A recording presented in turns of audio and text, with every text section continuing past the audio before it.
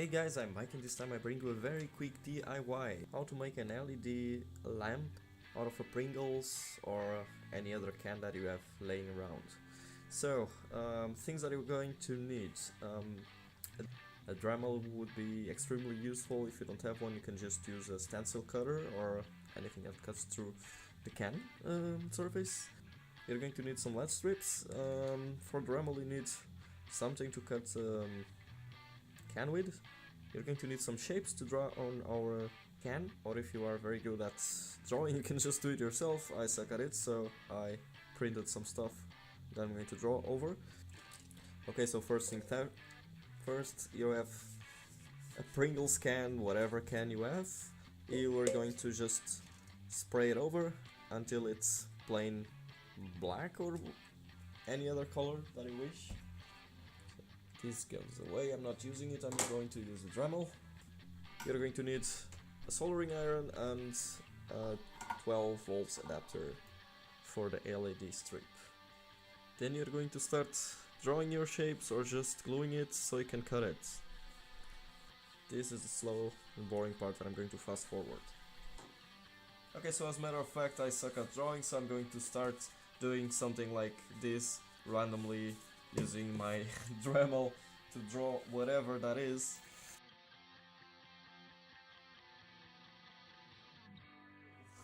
Here is what we have. What was supposed to be a beautiful moons all around, it's now a bunch of worms sticking out of a very weird looking Pringles can.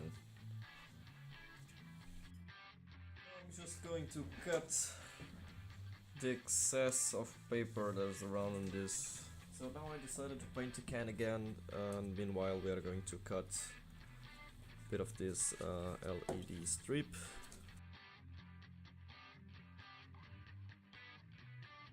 We are going to solder those 3 LED strips and they are going to provide the illumination inside our can.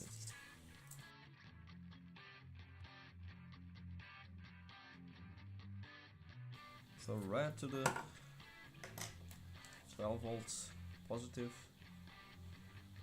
and if you have a normal white LED strip you should have only the 12 and the grounds, otherwise you will have RGB. You will want to connect those 3 together if you want white light, or green for green, red for red, B for blue. If you have a normal only white LED, you will have, instead of RGB and the 12 volts, you will just have the 2 connections, or 12 volts and the negative. In this case I'm going to connect the RGB together.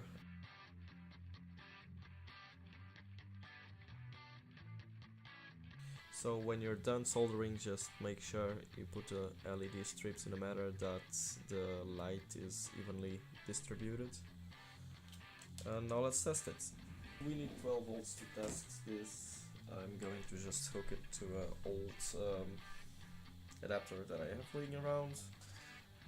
It's outputting 11.2 volts, and that should be more than enough to test this. Okay, so now we are ready to test. Hook the black one to the negative terminal and the red one to the positive terminal, and there we go, it seems to be working well. We are nearly done. I recorded a whole 5 minutes, but apparently my phone crashed and I lost all the footage. So what I've done meanwhile was to make a hole in here. I didn't like how it looked like after creating the shapes, so I decided to add a texture too. So if you're using a Pringles can which is made of cardboard, you can just put the can inside water for a bit and take it off, and it will create some sort of texture that looks actually really nice. And then you just put the LEDs inside. Now let's hook it up and see how does it look. So this is how the completed project looks like. It's actually really bright. It has a completely different look from what I was expecting in the beginning. It has more like of an industrial look, but it definitely doesn't look bad. And if you have too much time in your hands and nothing to do, well, that's a very nice project.